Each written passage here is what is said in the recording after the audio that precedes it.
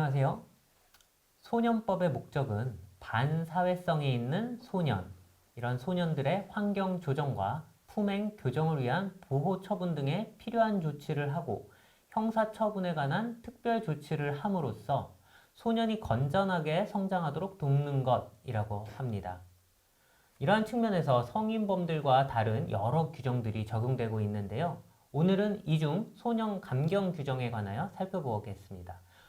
법무비 율쌤 허윤규 변호사님과 이야기 나누도록 하겠습니다. 안녕하세요. 네, 안녕하세요.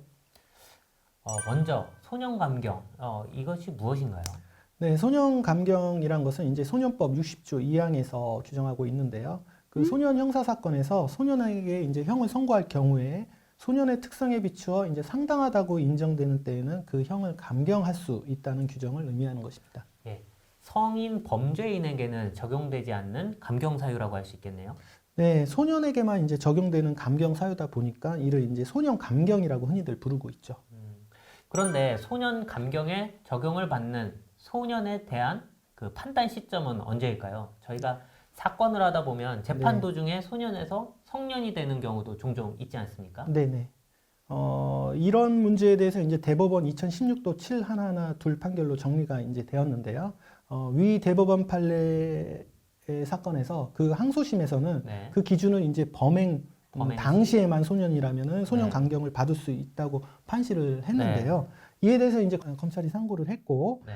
위 대법원 판례에서는 범행 당시가 아니라 네. 사실심 변론 종결 시에 소년이었는지를 기준으로 해서 네. 소년 감경 여부를 판단하는 것으로 이제 정리를 했습니다. 그러면은 이제 범행 당시에 소년이었더라도 네. 변론 종결 시에 성인이 됐다면 소년 감경을 받을 수 없다 이렇게 해석이 되는데요. 네. 보통 형사 사건에서는 범행 당시를 기준으로 판단하는 어떤 요건들이 많은데 이 소년 그 감경에 있어서는 네. 이렇게 사실심 변론 종결 시를 기준으로 네. 소년 여부를 판단하는 그런 뭐 특별한 이유가 있을까요? 네, 말씀하신 대로 일반 형사 성인 범죄에서는 이제 행위시를 기준으로 하지만 해당 판례에서는 그 소년, 즉 19세 미만인 자라는 것은 그 심판의 조건에 해당되기 때문에 범행 시뿐만 아니라 심판 시까지 그 소년이 좀 계속 있어야 된다고 판시를 했습니다. 네, 네. 그리고 이제 그 소년 감경은 소년법 제1조의 취지에 따라 소년에 대한 이제 여러 형사 절차상 특별 조치의 하나로 규정된 것이지, 네. 형법 제9조와 같이 연령을 책임 요소로 파악한 것이라거나 네. 또는 소년의 특성을 책임의 문제로 파악하여 규정된 것은 아니기 때문에 그렇게 판단을 한 것 같습니다. 네, 심판의 요소이기 때문에 네. 심판 시까지 유지돼야 된다. 네.